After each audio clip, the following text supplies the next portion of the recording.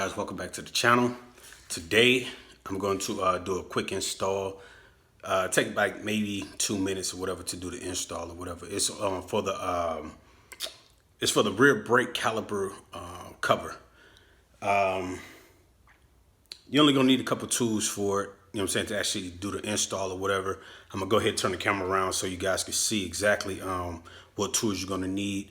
And once again, it shouldn't take you no more than maybe 2 minutes. So this is the piece here. So it's the actual cover. Couple of tools you're gonna need. Just a regular socket. This is I believe it's a 15. You don't need a deep socket or anything because the bolt isn't that big. And a torque wrench.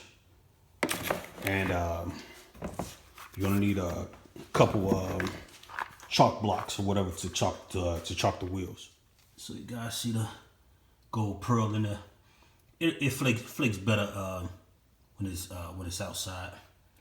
But yeah, those are the new wheels.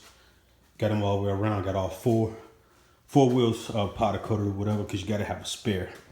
So got all those done, man. It came out. I didn't see a need to actually do a video on it because I didn't actually do the work. But we changed out the rivets or whatever. They came with the plastic rivets or whatever. So we changed them out and did the stainless steel rivets all the way around. So that's that. So we got one wheel chalked and the other wheel chalked. The reason why we chalked the wheel is because we have to release the emergency brake. So you have to release the emergency brake and you don't want it to roll forward or whatever. So got that done. We're gonna go ahead and get this loose. So this is the nut that's actually being replaced here. So like I said, it's a 15 mil. See, you hear that? You got that loose.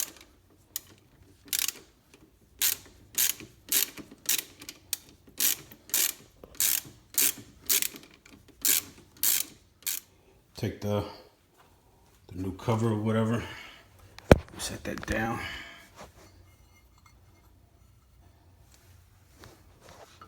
Get that cover, get that on, got that, got it back on, get it cleaned down. So we got it all the way down. And then take your torque wrench. So it needs to be tightened 60, tighten 60 torques by 3 pounds. So there it is. Just a quick install or whatever. So it's on. Make sure you put the slingshot back in, put the E on. Remove your chalk blocks. You're good to go. Once again, you'll need a couple tools: socket wrench, torque wrench, the actual piece itself, and chalk blocks.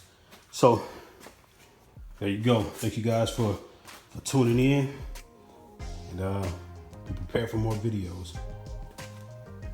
Love these rims, man. Man, love them.